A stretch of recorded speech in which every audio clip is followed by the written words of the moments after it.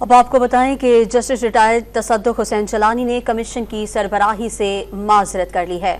Supreme court ने 6 जजेस के खत के मामले पर आज खुद नोटिस भी ले लिया है। चीफ जस्टिस की सरबराही में 7 रुकनी लार्जर बेंच तश्कील दे दिया गया। बेंच में justice Mansoor Ali Shah, Yahya Afridi, Jamal Khan Mandokhel, justice Athar Minallah, justice Musarrat Hilali और जस्टिस नईम अख्तर अगवान को शामिल किया गया है। इसी पर बात करेंगे। हमारे साथ मौजूद हैं senior anchor person Dawn news Nadia Mirza और माहिर कानून महमूद सदुज़ई साहब हमें ज्वाइन कर चुके हैं, और साथ ही साथ ब्यूरो चीफ इस्लामाबाद इफ्तिखार शिराजी हमारे साथ मौजूद हैं। नादिया मिर्जा, पहले आप बताइएगा, ये 7 रुकनी बेंच जो है वो तश्कील दे दिया गया है। सुमोटो का मुतालिबा मुसलसल वकला की जानिब से किया गया था। 300 वकला के मुतालिबे पर अब सुमोटो लिया गया है।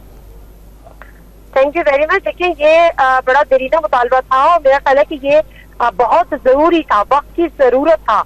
जिस तरह से इस मामले को देखा गया, जो 25 मार्च को 6 जजेस ने जो खत लिखा था, उसमें जो इल्जाम उन्होंने लगाए थे वो बहुत संगीन इल्जाम थे, और उन इल्जाम की तहकीकात जिस तरह से कवर करने की कोशिश की जा रही थी, वो एक ब्लैंकेट करने की कोशिश की जा रही थी, तो उस लिहाज से वो किसी सूरत भी मुनासिब नहीं था। ऑल्दो कि ठीक है कि वो जो आपका इंक्वायरी एक्ट है, कमीशन इंक्वायरी एक्ट 2017, उसके तहत उन्होंने ये किया था, लेकिन किसी भी हल्के में इसको बेहतर नजर से, पसंदीदगी की नजर से, या कम अज कम इस नजर से नहीं देखा गया था कि इससे कोई खातिर पर नताइज तस्लीम होंगे या उससे कोई निकलेंगे।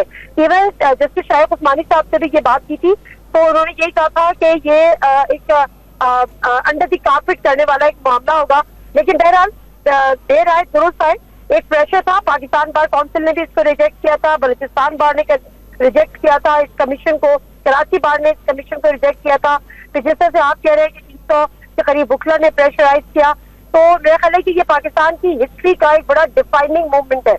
अगर के इस मौके को मुकम्मल तरीके से और साफ और शफाफ तरीके से हैंडल कर लिया जाए, तो जो मुदाखलत की बात है जो 2017 से शुरू हुई थी, मैं नहीं कहती कि वो बात 2022 की है, 2023 की है, 2024 की है, कम अज कम बैलेंस हमेशा से है, लेकिन एटलीस्ट जो 2017 से बहुत ज्यादा चीजें हमारे सामने आ गई थी, बहुत ज्यादा चीजें एक्सपोज हुई थी, तो उनकी भरपूर तहकीकात होनी चाहिए और वंस फॉर ऑल होनी चाहिए, और इस तरीके से अल्लाह करे कि हो जाए और वाकई ये डिफाइनिंग मूवमेंट साबित हो कि ऐसी तहकीकात हो, तो ऐसी चीजें सामने आए, ऐसे फैसले, ऐसी रिपोर्ट सामने आए कि हम, हमारे जो इदारे हैं सब बड़े काबिल एहतराम इदारे, लेकिन सब अपनी अपनी स्ट्रेंथ कम अज कम दुरुस्त कर सकें।